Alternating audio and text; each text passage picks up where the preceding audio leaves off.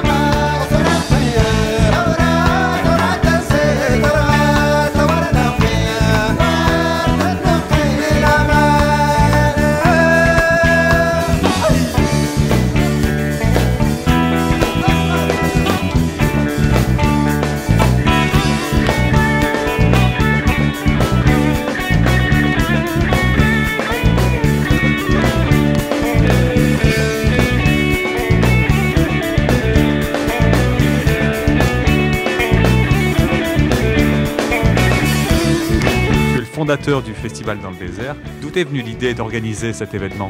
Bon, l'idée est venue surtout, en tout cas, de beaucoup de facteurs. D'abord, d'une longue histoire qui a toujours existé chez les Touaregs, des rencontres intercommunautaires, il y a des débats, il y a des poèmes, il y a de la danse, tout est là parce que réellement on est content. Et là, en réalité, à travers ce forum, c'est toute la vie future qu'on débat, mais depuis, en tout cas, dans les années 60, avec tous ces événements, avec toutes les grandes sécheresses qui ont évolué de 73 jusqu'en 80, vous voyez, on a oublié ces rencontres. Et en plus de cela, il y a eu les différentes rébellions de 90 jusqu'à 96. Et finalement, il y a eu la paix.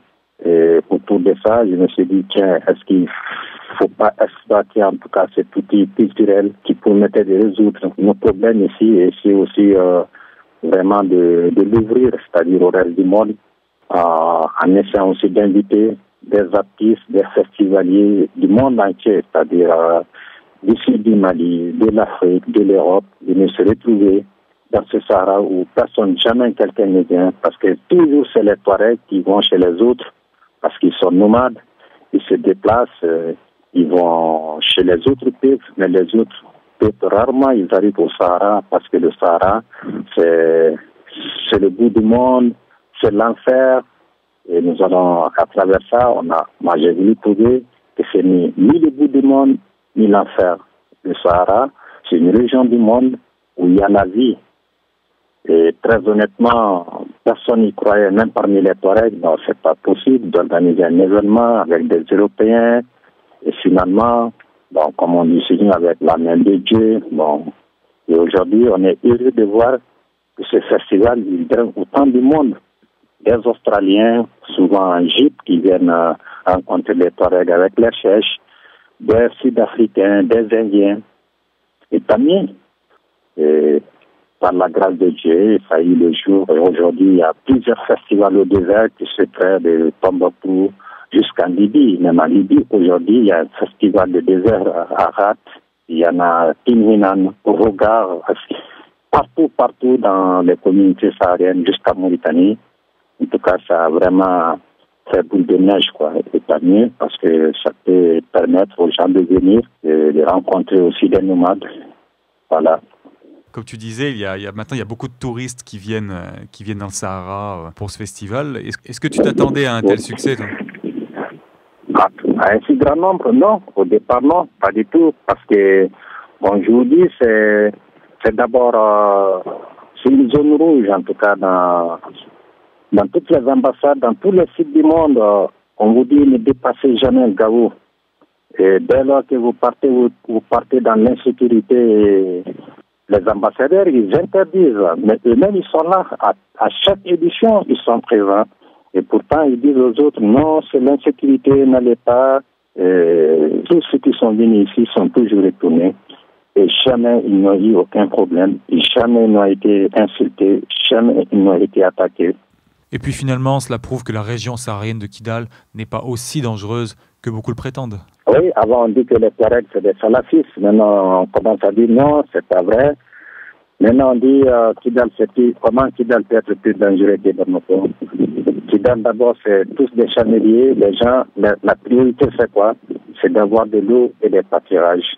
99% de la population c'est ça, de l'eau, des pâturages pour les animaux. Et très honnêtement, c'est bizarre qu'on puisse, par exemple, diffuser ce sorte d'informations pour un peuple qui demande sa vie de chez lui. Tout ça, c'est parce que derrière ça, il y a l'uranium, il y a des richesses dont les nomades ne sont même pas conscients. Vous voyez où la politique du mensonge peut amener. Tout cela pour légitimer en réalité des occupations et des invasions et des néocolonialismes. Mais le seul moyen de presse Touareg, pour le moment, c'est les inarrivés. Il n'y a pas de journaux, il n'y a pas de radio, il n'y a rien. Le monde entier parle des Touaregs. Tout simplement parce qu'il y a des richesses ici. Parce qu'aujourd'hui, il faut qu'on soit les porte-parole de cette culture et de ce peuple. Il faut qu'on invite des gens.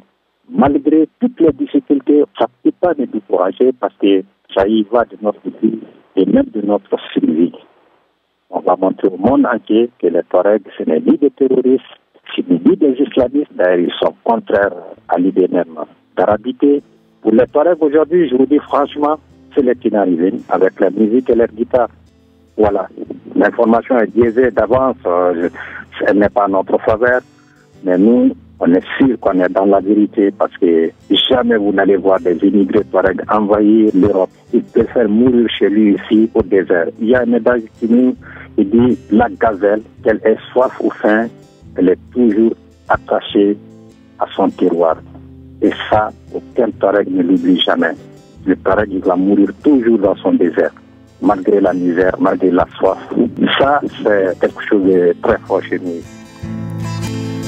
تقلترها أيس أسنانا إيهاني من نريد دارا تقلترها أيس أسنانا إيهاني من نريد دارا